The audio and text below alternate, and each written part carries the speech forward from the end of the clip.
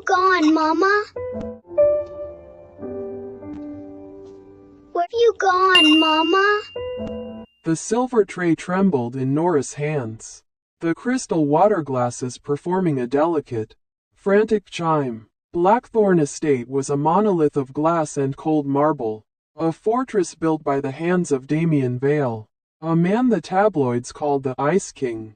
Nora had taken this temporary housekeeping shift out of sheer desperation. Her younger brother's medical bills were a mountain she couldn't climb, and the agency promised 3 times the usual rate for discretion and perfection. In this house, perfection meant being invisible. She kept her head down, her eyes fixed on the hem of her simple gray uniform. She just needed to get through the foyer, finish the glass polishing, and fade back into the staff quarters. Then, she heard it, a small, rhythmic thud of footsteps on the grand staircase. "Isla, slow down," a stern, older voice called out from the floor above. Nora looked up. A little girl, no more than 4 years old, was sprinting down the stairs.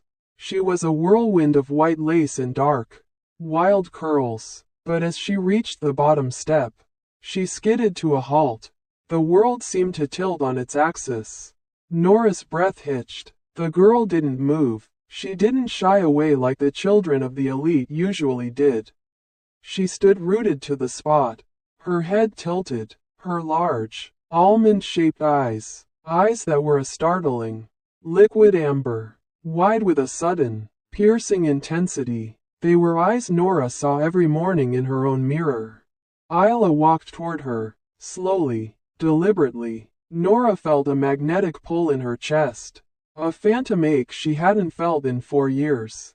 Not since the cold fluorescent lights of the hospital, where a doctor had patted her hand and told her, "I'm so sorry, Ms. Bennett, there were complications. Your daughter didn't make it." Isla reached out. Her tiny hand didn't grab the tray. It reached for Nora's neck. Specifically, the silver moon necklace Nora had worn every single day since that tragedy. The only thing she had bought to commemorate a birth that ended in a funeral. "I drew this," Isla whispered, her voice a tiny bell in the cavernous hall. "I drew this necklace in my dreams." Nora's heart didn't just beat. It hammered against her ribs. You did?" Quote. Isla stepped closer, burying her face against Nora's starched apron. She took a deep, shaky breath, her small hands clutching the fabric, and looked up with an expression of pure, heartbreaking recognition. "Look, why do you smell like my baby blanket?"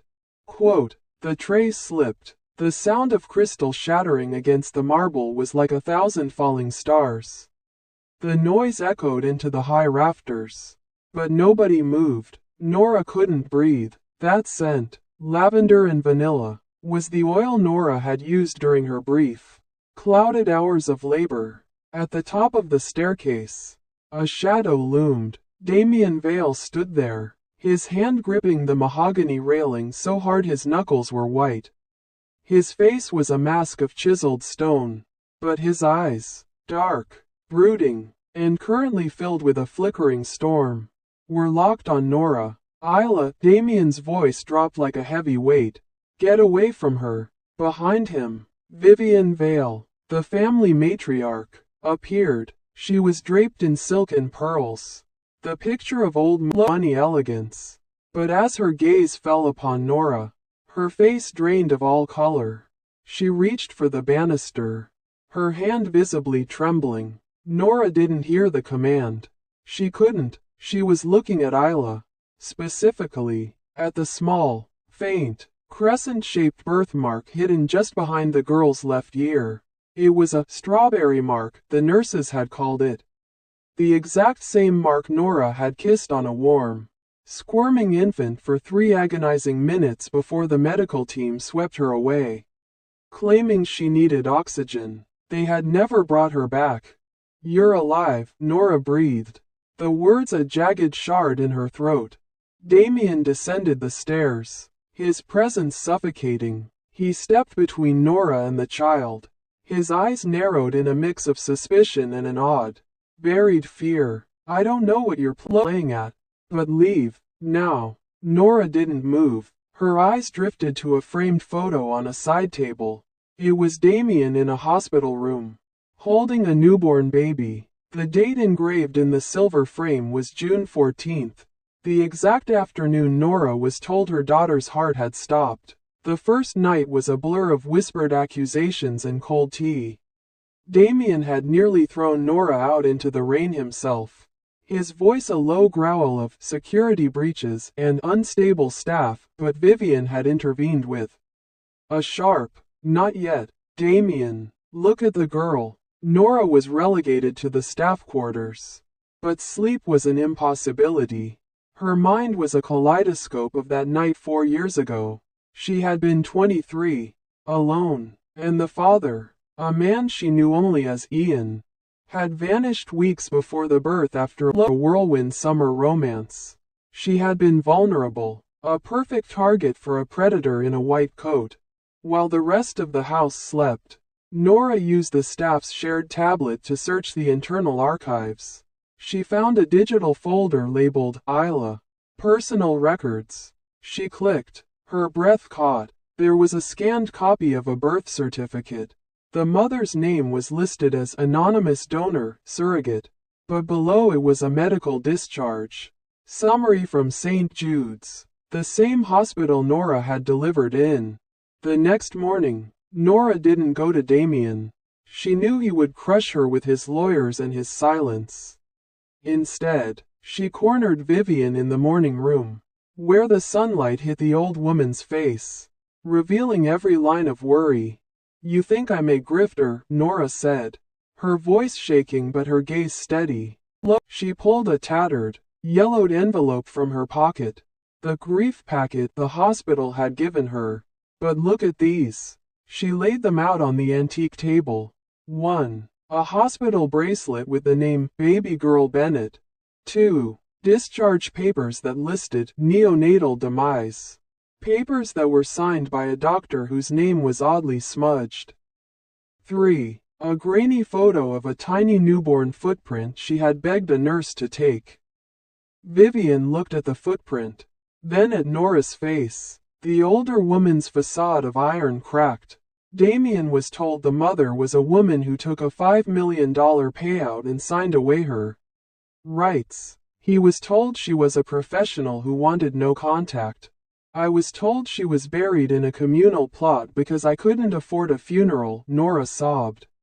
The 4 years of suppressed mourning surfacing like a tidal wave. "I lived in a shelter for 6 months because I spent my last dime on a tiny headstone for a grave. That must be empty." Vivian stood up and walked to a heavy oak desk. She pulled out Isla's original adoption and medical file. She flipped to the back page. The consent form. "Look at the signature." Nora looked. It was a messy, slanted scrawl. "Nora Bennett." "That's not my handwriting," Nora said, her voice turning cold with a new kind of fury. "I never signed this. I was sedated. They told me I was hemorrhaging." Vivian pointed to the bottom of the form. The witness and presiding doctor was a name that made Nora's blood run cold. "Dr. Adrian Mercer. He was my doctor," Nora whispered. "He told me he'd take care of everything. He was our family's primary medical consultant for years," Vivian replied, her voice a ghostly whisper. He knew Damien was desperate for an heir after his parents died. He knew Damien had a missing summer in his past. He didn't just switch a file. Nora. He orchestrated a kidnapping and sold it as a miracle. "Where is he?" Nora demanded, her grief hardening into a diamond-sharp resolve. "He's the head of the Mercer Institute now," Vivian said. "And he's very, very powerful. If he finds out you're here, he won't just fire you. He'll make sure you disappear for real this time." Suddenly, the door swung open. Damien stood there, his eyes scanning the documents on the table. He looked from the hospital bracelet to the forged signature. His face went through a terrifying transformation. From denial to a dawning, horrific realization. Look, Damien, Vivian said softly. The woman who abandoned your daughter is standing in front of you. Damien didn't speak. He walked to the window, staring out at the vast estate that now felt like a prison. I checked the wire transfer myself, he said, his voice hollow. $5 million went to an account in the name of Nora Bennett. I've never had more than $500 in my life, Nora said. Damien turned, and for the first time, Nora saw the Ice King melt. He looked shattered. Then who has the money? Quote, get out. Damien's voice was a whip crack, but it lacked its usual lethality. It sounded more like a plea. He stood in the library, the weight of the forged documents pressing down on the room like a physical force. I don't know what kind of game you're playing, or how you coached my daughter to say those things, but you are done. This ends now, he said, though he didn't call security. He just stared at the silver moon necklace around Nora's neck. It matched the drawing Isla had kept under her pillow for a year. I didn't coach her, Nora screamed, the dam finally breaking. Look at her, Damien. Look at her eyes. Look at the mark behind her ear. I am not a maid, and I am not a liar. I am the woman you spent 3 weeks with in a cabin in Maine before your father's heart attack. Called you away and you never came back. Quote, the silence that followed was deafening. Damien flinched as if she'd struck him. He hadn't used the name Damien in Maine. He had gone by Ian, a man trying to escape the shadow of the Vale Empire for just 1 month. Nora? He whispered, the name tasting like a ghost on his tongue. You were the girl from the bookstore. And you were the man who promised to return, she said, her voice dripping with 4 years of bitterness. I didn't know you were a billionaire. I just knew you were the father of the baby the doctors told me was dead. I spent 4 years hating you for leaving, and then 4 years mourning a child I thought was ashes. I went back, Damien said, his voice cracking. 2 months later, the bookstore was closed. They said you'd moved. I hired investigators, but they found a death certificate for a Nora Bennett. I thought you died in childbirth. Mercer, Nora whispered, he didn't just steal the baby. He erased me. He told you I was dead, and he told me she was dead. The realization hit them both at once. They had been puppets in a high-stakes play designed by a man who traded in human lives. From the doorway, a small voice broke the tension. Daddy? Why is the lady crying again? Quote, Isla stood there, clutching a tattered stuffed rabbit. Damien's expression softened instantly, a transition so jarring it was painful to watch. He knelt, opening his arms. It's okay, Isla. Go back to your room with Mrs. Higgins. But Isla didn't go to him. She walked past the billionaire, past the legacy, and went straight to Nora. She reached up and wiped a tear from Nora's cheek with a sticky thumb. Don't cry, Isla whispered. I'll share my rabbit. He's good at secrets. Damien watched them, his face pale. He remembered the file the agency had given him. He remembered the unsigned note they said the mother had left in the bassinet.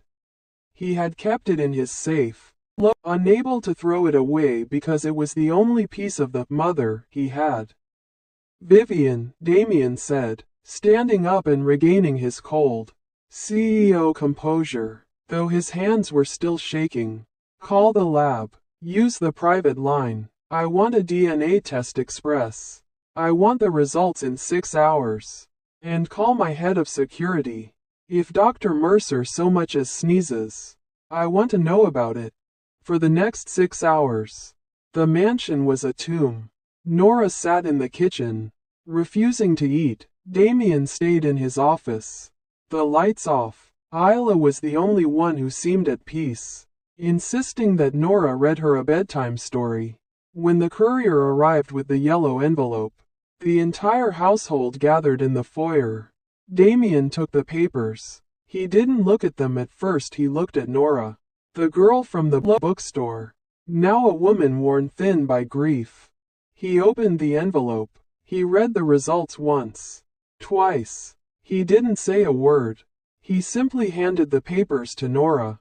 99.9% probability of maternity. Nora sank to the marble floor, the paper fluttering from her hands like a dying bird. She made a sound that was deep, guttural, and filled with 4 years of suppressed agony.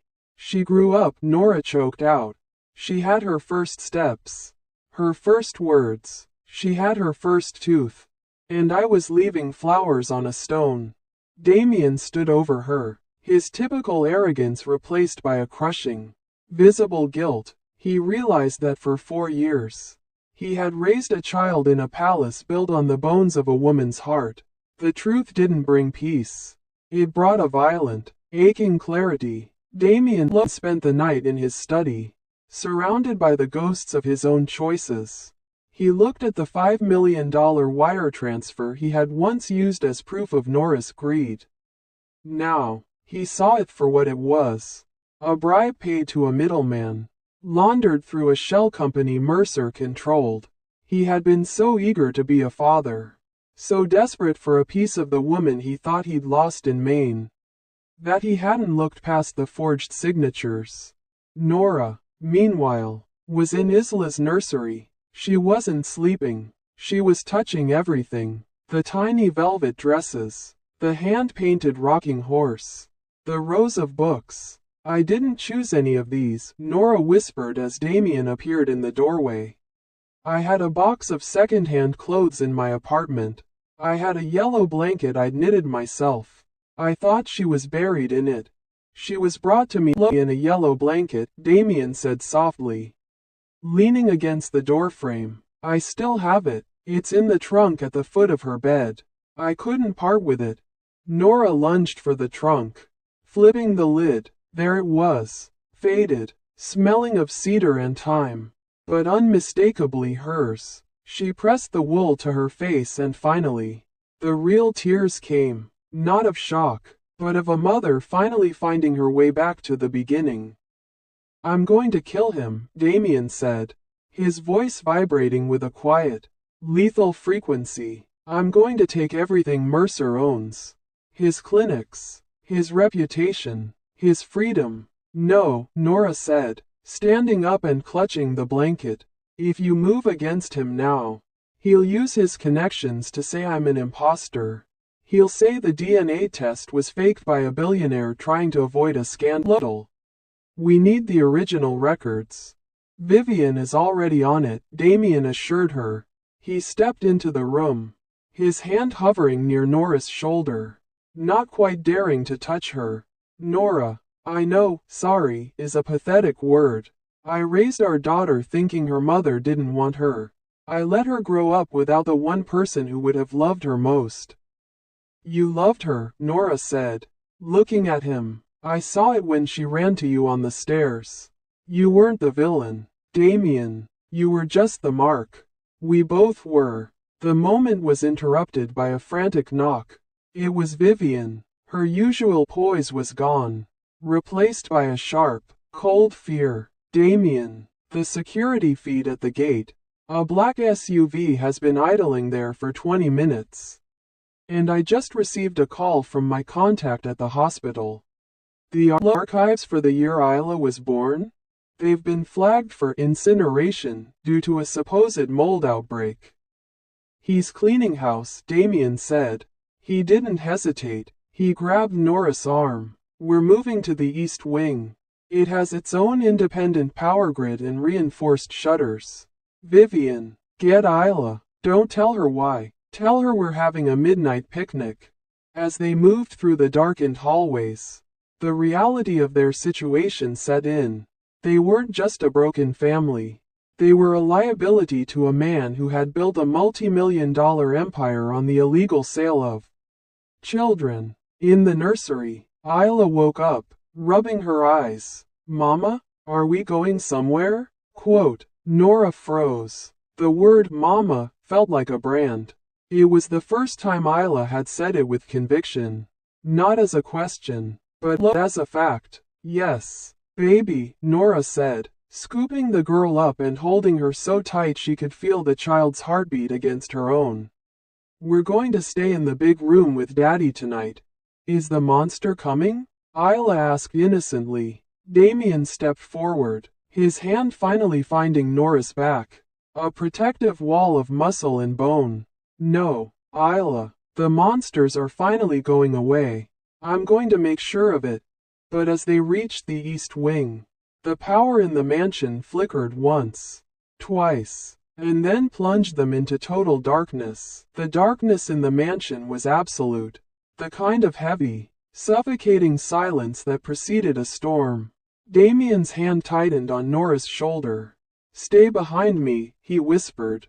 The east wing has a manual override. We just need to get to the library. Nora clutched Isla to her as a fact. Yes, baby, Nora said, scooping the girl up and holding her so tight she could feel the child's heartbeat against her own. We're going to stay in the big room with Daddy tonight. Is the monster coming? Isla asked innocently. Damien stepped forward, his hand finally finding Nora's back. A protective wall of muscle and bone. No, Isla, the monsters are finally going away. I'm going to make sure of it. But as they reached the east wing, the power in the mansion flickered once, twice, and then plunged them into total darkness. The darkness in the mansion was absolute, the kind of heavy, suffocating silence that preceded a storm. Damien's hand tightened on Nora's shoulder. Stay behind me, he whispered. The east wing has a manual override. We just need to get to the library. Nora clutched Isla to her, and the reinforced steel shutters hissed into place over the windows. The emergency lights hummed to life, casting a dim, red glow over the thousands of leather-bound books. Isla began to whimper. Nora sat her down in a fort made of oversized pillows. Listen to me, Isla. Do you remember the story of the moon and the stars? How the moon always finds the stars even when the clouds are thick. Quote, Isla nodded, her bottom lip trembling. I am the moon, Nora whispered, kissing the girl's forehead, and you are my brightest star. No matter how dark it gets, I can see you. You stay here with Grandma Vivian. Don't make a sound. Damien was at the security console, his face illuminated by the red light.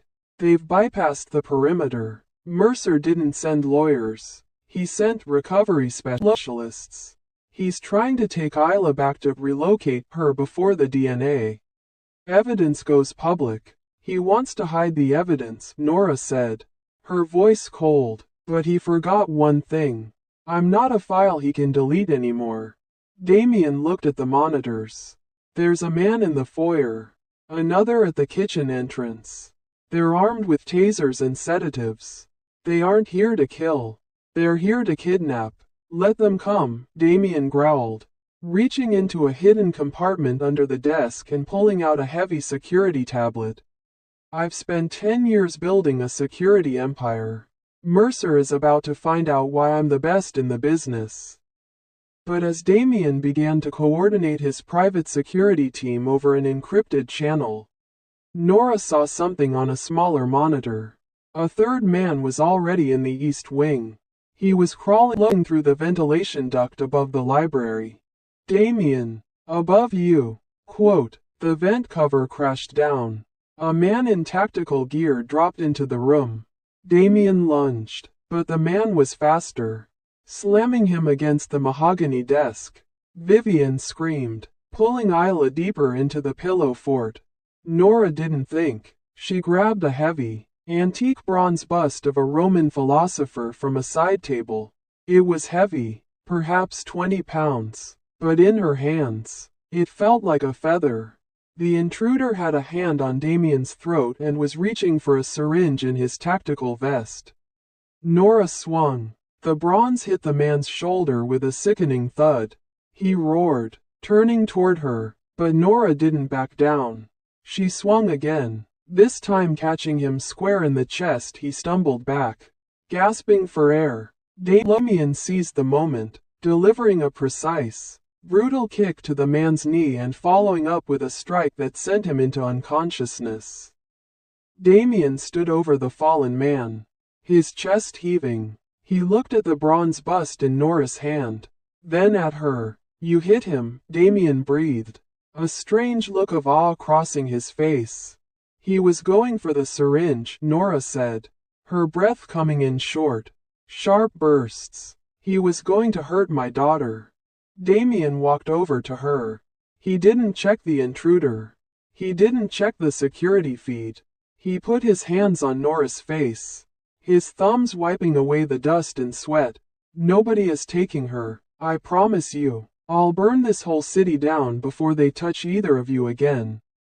In that red-lit room, amidst the chaos, the billionaire and the housekeeper were gone. There was only a mother and a father, unified by a 4-year-old secret and a shared, burning rage. By dawn, the mansion was swarming with police, but not the local precinct Mercer had in his pocket. Damien had called in the federal authorities, citing interstate human trafficking and medical fraud. Dr. Adrian Mercer was arrested at his penthouse, still in his silk robe, but the victory felt hollow. As the sun rose over the Blackthorn estate, Nora stood on the balcony, watching the forensic teams carry out boxes of evidence. "It's over," Damien said, stepping out beside her. He looked exhausted, the lines around his eyes deeper than they had been 24 hours ago. "The digital drive we recovered from the intruder's tablet has everything. The offshore accounts, the names of the other mothers, the doctors who took the bribes."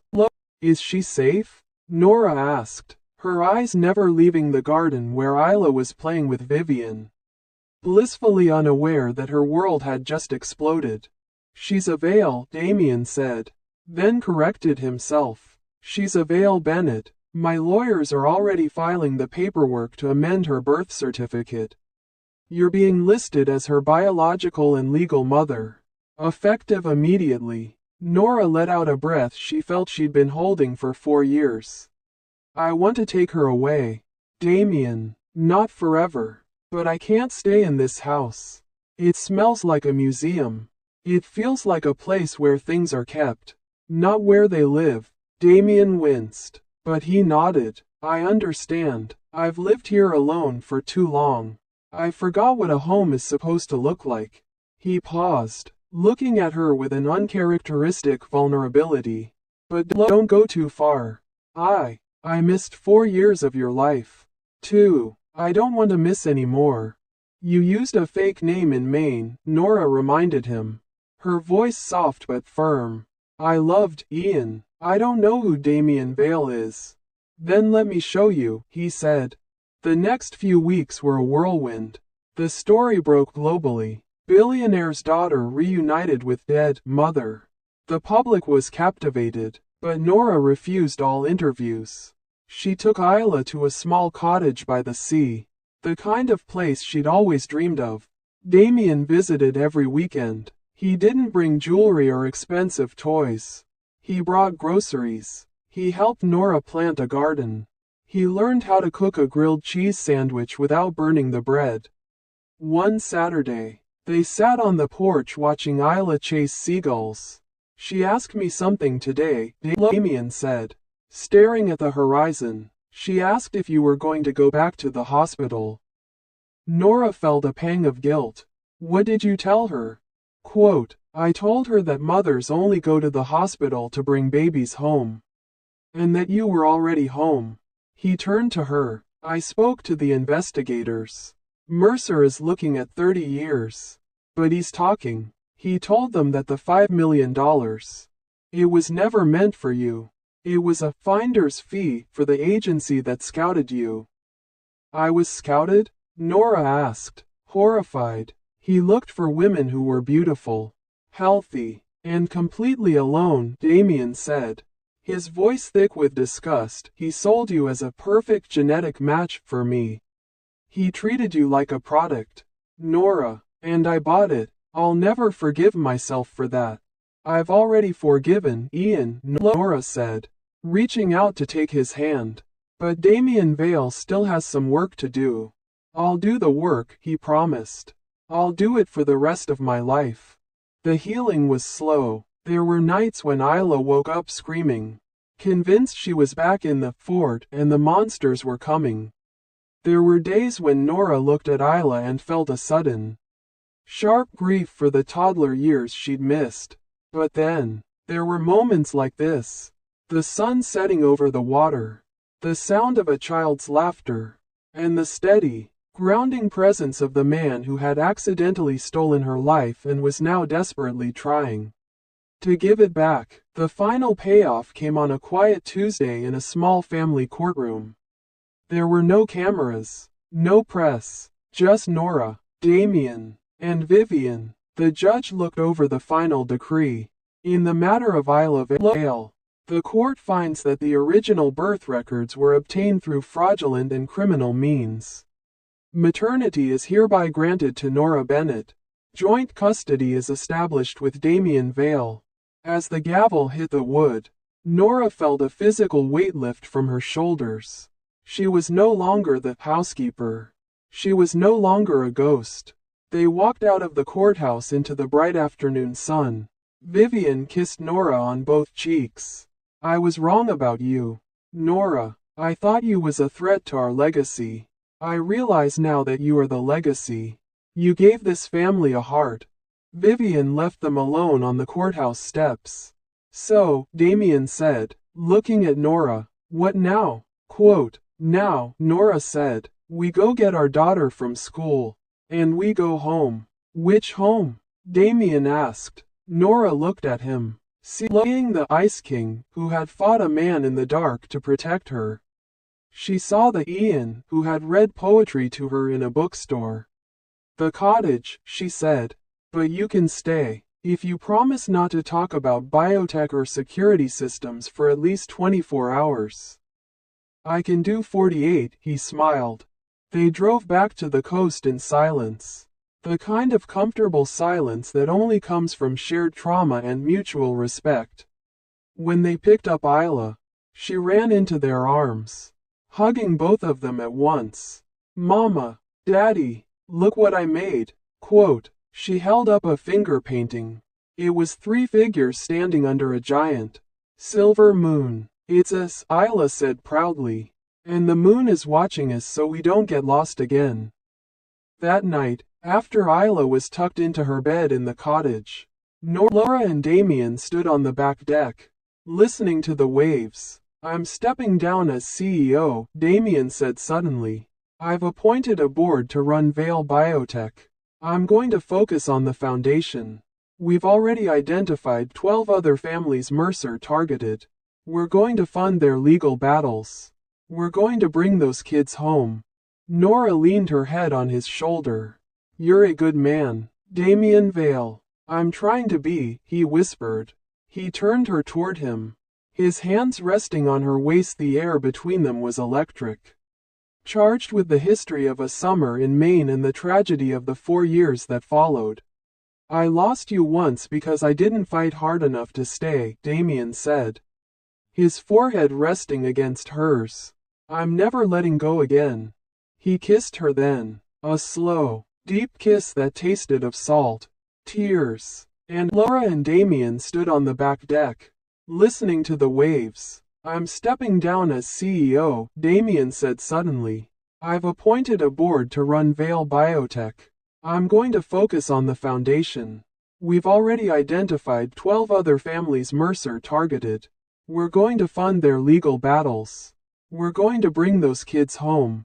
Nora leaned her head on his shoulder. You're a good man, Damien Vale. I'm trying to be, he whispered. He turned her toward him, his hands resting on her waist. The air between them was electric, charged with the history of a summer in Maine and the tragedy of the 4 years that followed. I lost you once because I didn't fight hard enough to stay, Damien said, his forehead resting against hers. I'm never letting go again. He kissed her then, a slow, deep kiss that tasted of salt, tears, and then, she whispered to the night. Never again, Damien echoed. And for the first time in 4 years, the lady from the stars was exactly where she was meant to be,